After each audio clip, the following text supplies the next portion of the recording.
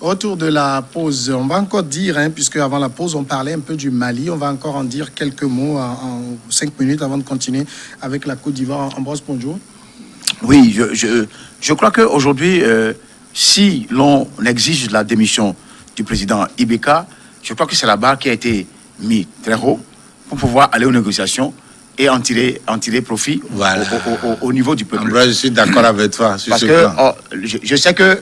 vous avez entendu l'imam Diko lorsque les 5 chefs d'État étaient allés au Mali jeudi. Oui. À sa sortie, il disait, si c'est pour nous dire ce qu'ils ont dit là, leur venue ne servait finalement à rien. Il est allé loin en disant qu'il préfère mourir martyr que de devenir un traître. Non, en fait, Diko n'était pas fermé aux négociations. À l'entame des négociations avec les experts de la CEDEAO.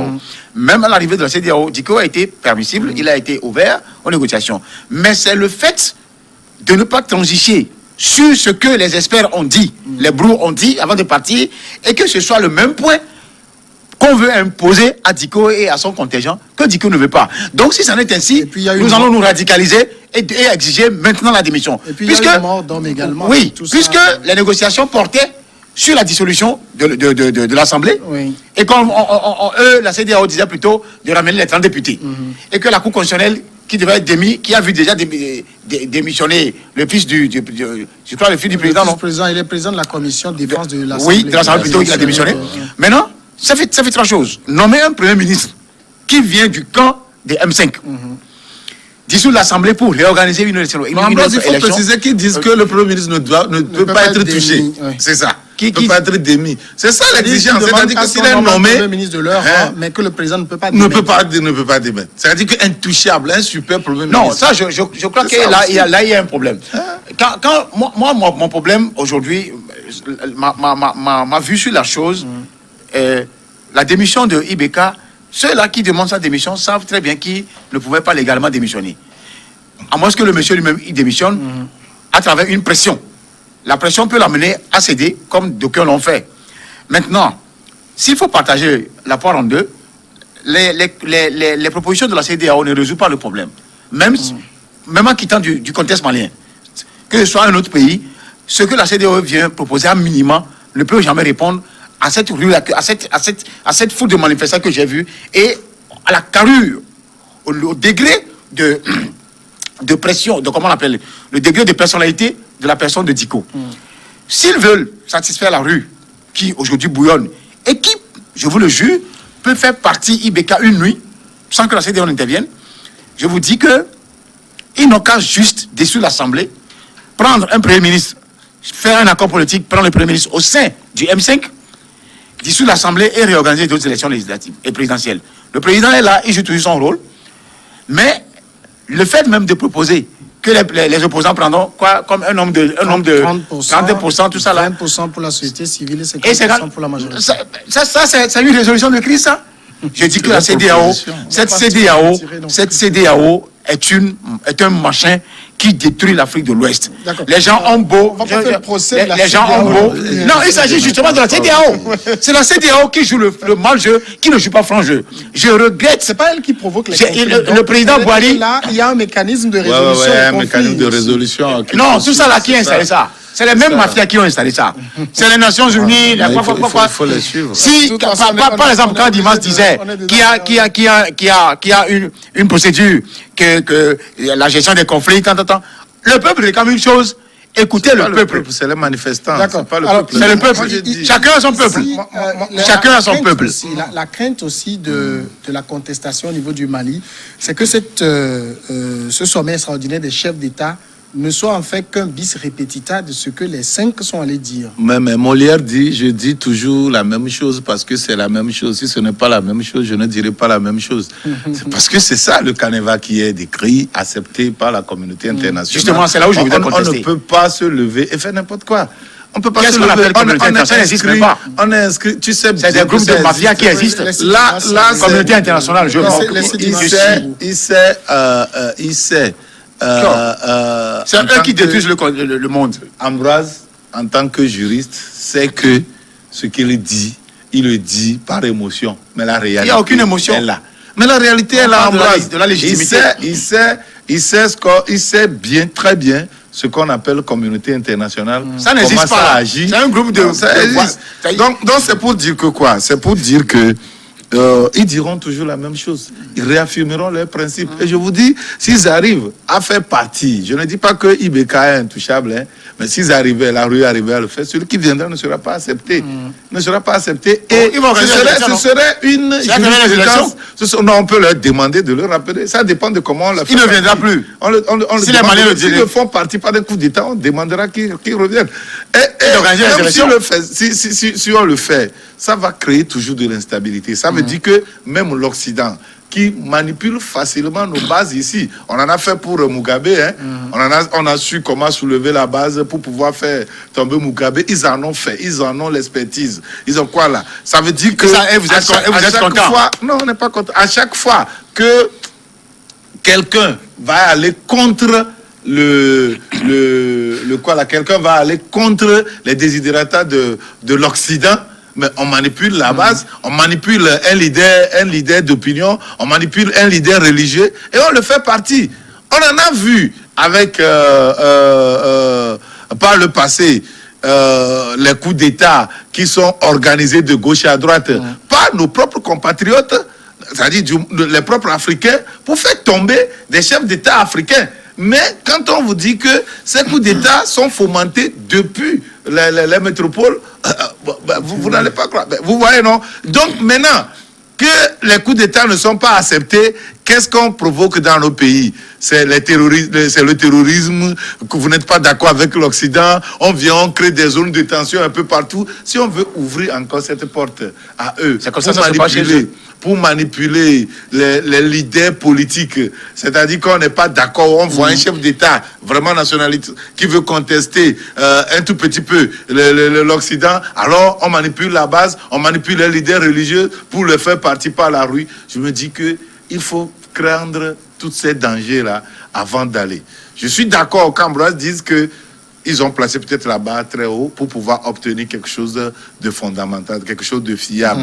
Oui, que ça soit ainsi, mais que ce ne soit pas obligatoirement la ligne rouge. C'est le peuple malien qui décide. Non, c'est pas le peuple. Oui, le peuple qui décide. Peut décider, mais pas les manifestants. C'est les manifestants. Le peuple, c'est pas les manifestants. Passons maintenant au troisième sujet, la Côte d'Ivoire.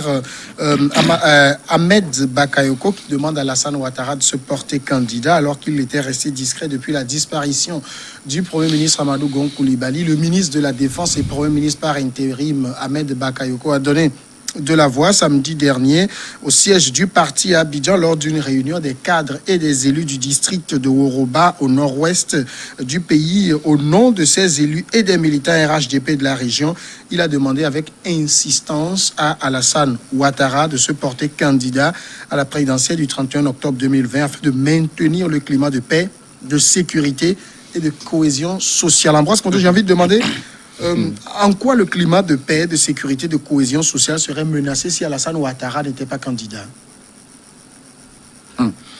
Là, vous avez bien fait de poser la question. Cette question, il fallait la poser à Bakayoko et à l'un de ses collaborateurs, Bitogo, qui, lui, il allait même très loin. Bitogo dit, si le président Ouattara, si le président Ouattara ne serait présenté candidat, nous allons tous aller en prison.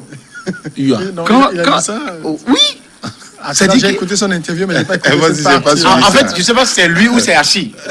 Patrick Hachi. Le secrétaire général. Ah, peut-être c'est lui qui a dit. Il a été clair, moi je l'ai suivi. Si jamais le président Ouattara n'est pas candidat, nous allons tous aller en prison. Qu'est-ce que vous ne dites pas là? Oui, vous avez dit dans la vie, l'avenir se prépare dès aujourd'hui. Si tu as mal foutu les conditions dans lesquelles tu es venu au pouvoir, et qu'à un moment donné, tu es appelé à partir, tu dois forcément craindre.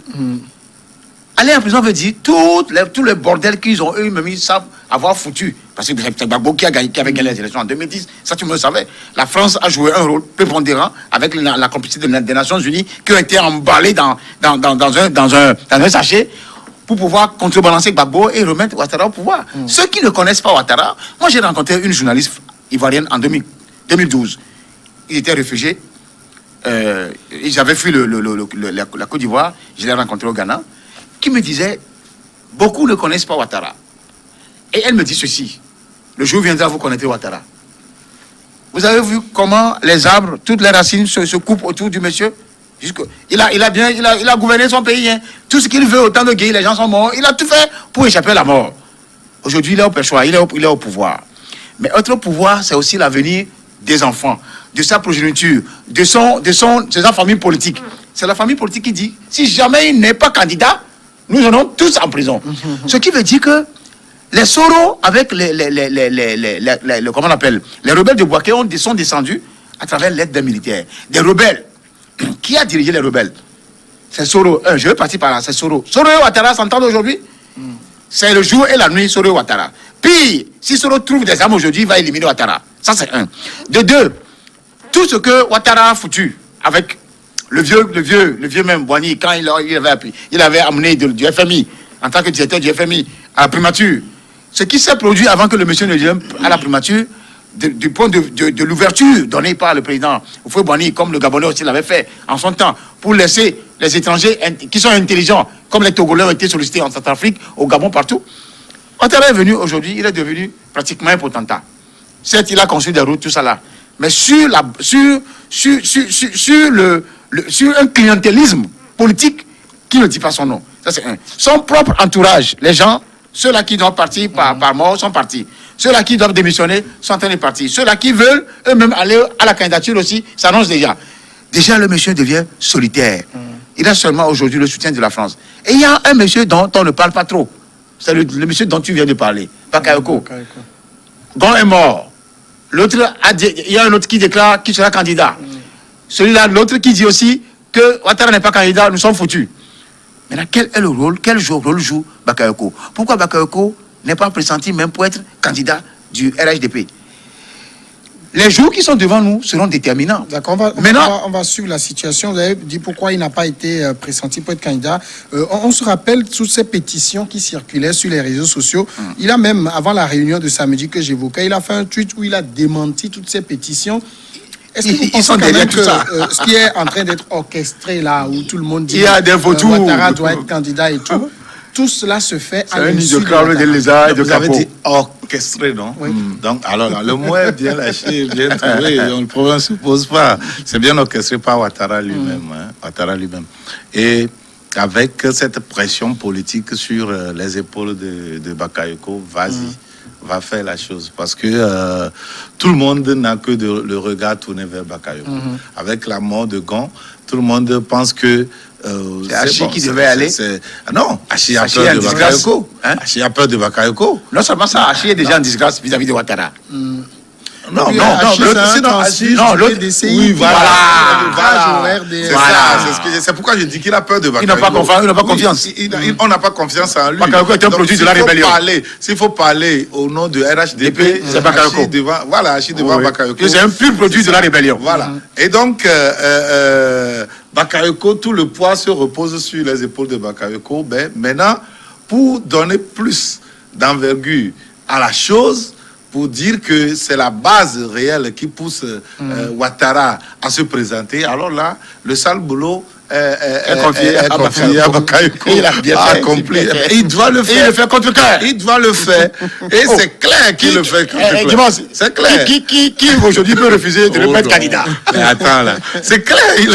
Je vous dis. Parce qu'il a vu derrière Soro. Oui. Il a vu. Il voyait Soro partir de loin. Et bon, alors là, il a dit, mon frère. C'était sa seule chance. En tout cas. Mais s'il ne fait pas cette déclaration si vite, il tombera en disgrâce. Il tombera. Voilà. Donc, on disait ici clairement que il y a une forte chance que Ouattara se repositionne et c'est ce qui se fait. Les gens aussi prêtent une autre attention. Il n'y a rien à dire. Même la mort de Gon. Il y a des mauvaises langues. Oui, vous avez suivi le confrère Fernand Dédé qui disait que Gon a été averti. Oui, par son médecin même. De se reposer à 100%. Et qu'une prochaine crise lui sera fatale. Et donc de se poser. Mais c'est en ce moment qu'arrivé. Tu te rappelles, je l'ai dit ici. On le pousse au four et au moulin. On lui fait faire des choses alors qu'on pouvait lui dire non, tu ne fais absolument rien, repose-toi. Mais on voulait faire quoi? On voulait démontrer que je ne voulais pas aller. J'ai même positionné quelqu'un. Bon, maintenant que la personne n'est pas là. Il a créé bien la métaphore. Ça, c'est la caricature. Maintenant, je suis le seul maintenant. On est le seul. Et le risque même, c'est que Bakayoko peut être assassiné à tout moment. Tu te rappelles de la chanson des années de fin 70 là?